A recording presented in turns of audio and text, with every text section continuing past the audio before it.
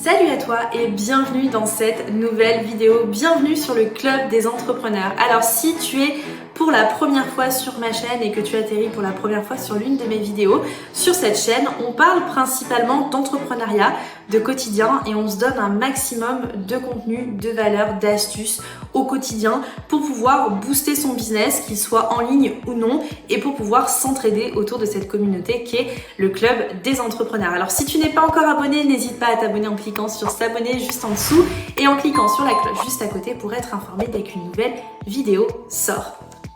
Alors, aujourd'hui on va parler d'une thématique un peu précise, on va notamment parler toujours du domaine du freelance.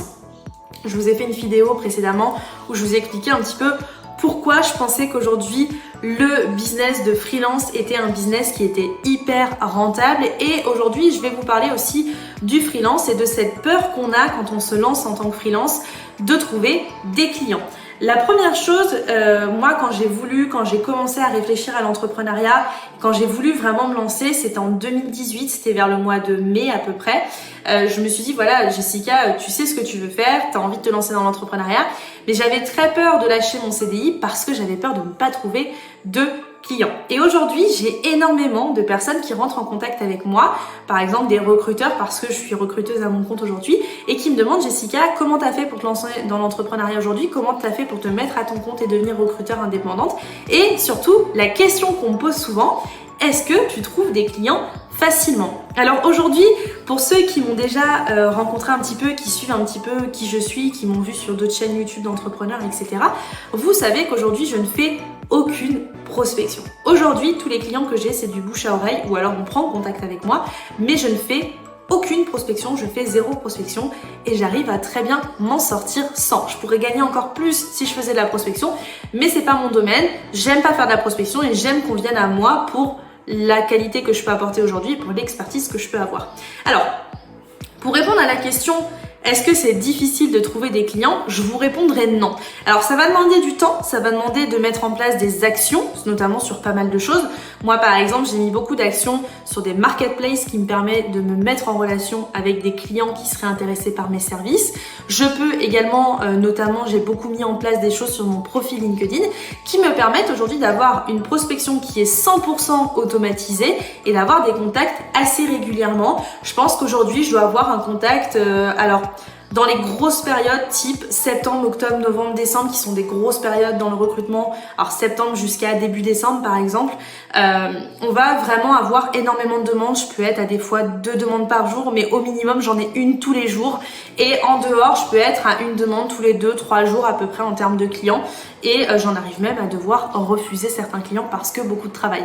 Alors si je devais répondre à cette question, est-ce que Jessica, c'est facile d'avoir des clients aujourd'hui? Oui, c'est facile d'avoir des clients. Si vous êtes quelqu'un qui est capable de montrer son expertise et qui est capable de transformer rapidement les clients derrière par le téléphone, alors c'est tout à fait simple. Moi, aujourd'hui, ce que je vous conseille, si vous démarrez aujourd'hui dans la prestation de service, dans le freelancing, c'est important, c'est de vous mettre en ligne sur des marketplaces qui vont vous permettre de mettre en avant votre profil, de pouvoir avoir en retour des missions par des personnes qui seraient intéressées. Par exemple, je vous donne l'exemple d'une marketplace qui marche très bien, c'est Malte. Je vous mettrai une interview que j'ai fait avec Thomas Gio, notamment, où on parle énormément de ça. Je vous la mettrai en lien dans la description juste en dessous, vous pourrez aller faire un petit check, notamment de ce qu'on a pu mettre en place, de ce que j'ai pu mettre en place et de ce qu'on a parlé sur cette vidéo avec Thomas. Et donc vous pouvez par exemple vous inscrire sur Malte, et surtout il faut être aujourd'hui absolument être présent sur LinkedIn. Pourquoi? Parce que LinkedIn, en dehors du fait que ça va pouvoir vous permettre d'être connecté à un réseau qui est très proche de ce que vous cherchez, c'est surtout qu'au bout d'un moment, si vous automatisez très bien votre profil, si vous le formatez d'une bonne manière, alors vous allez pouvoir aujourd'hui mettre en place des actions et avoir une prospection qui est automatisée. Pourquoi je parle de ça?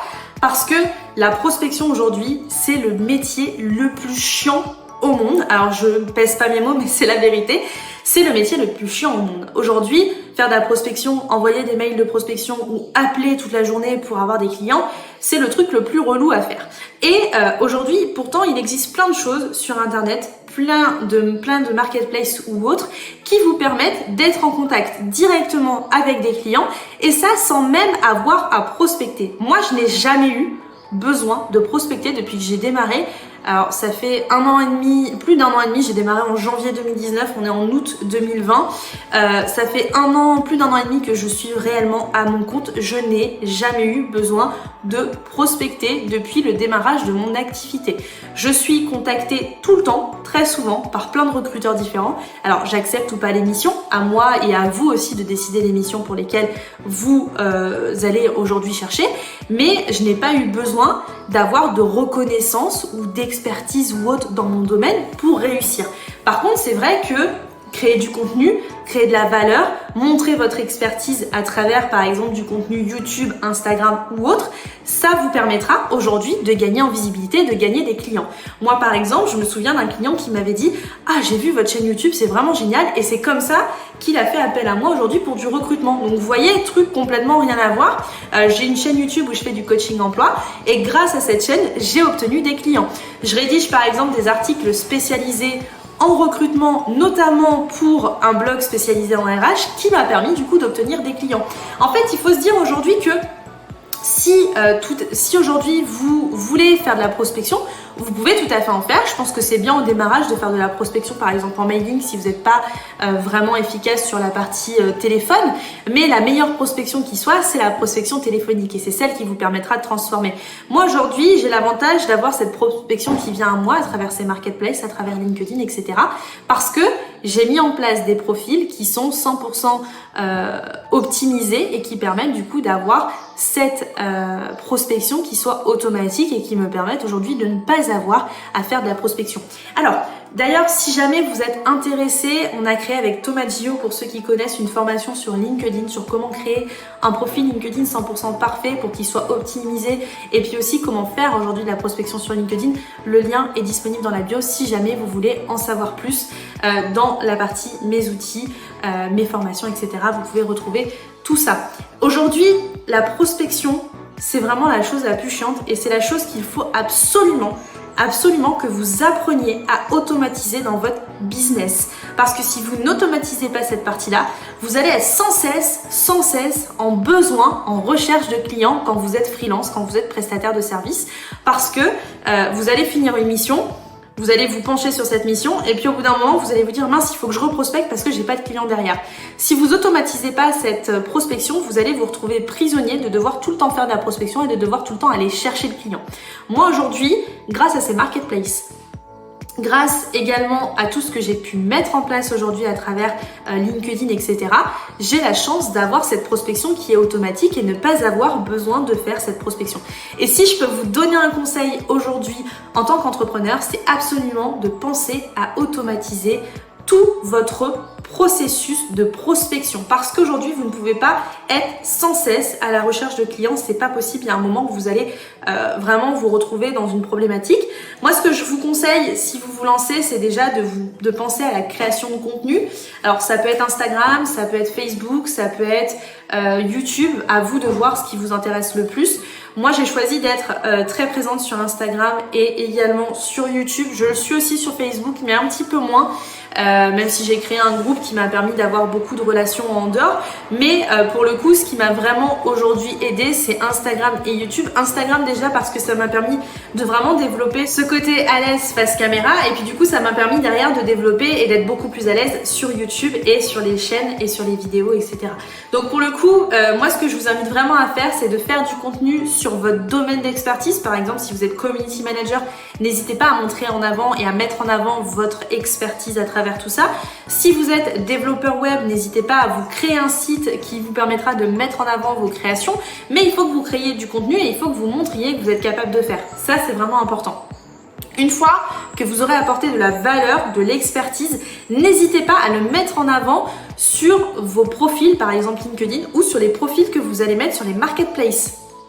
Par exemple, aujourd'hui, si vous allez sur mon YouTube, vous allez trouver toutes les informations sur un e-book sur la recherche d'emploi qui me permet du coup d'obtenir des leads sur ma partie coaching emploi. Vous avez aussi accès à ma chaîne YouTube, vous avez aussi accès aux articles que je rédige aujourd'hui sur le recrutement, sur la spécialisation, vraiment sur l'expertise que je peux avoir aujourd'hui dans le domaine du recrutement. Et puis à côté de ça, aujourd'hui, si j'ai envie de le mettre par exemple sur les marketplaces, si j'ai envie de mettre en avant tout ce que je suis capable de faire aujourd'hui, je vais le mettre et je vais me nicher, je vais me spécialiser là-dedans.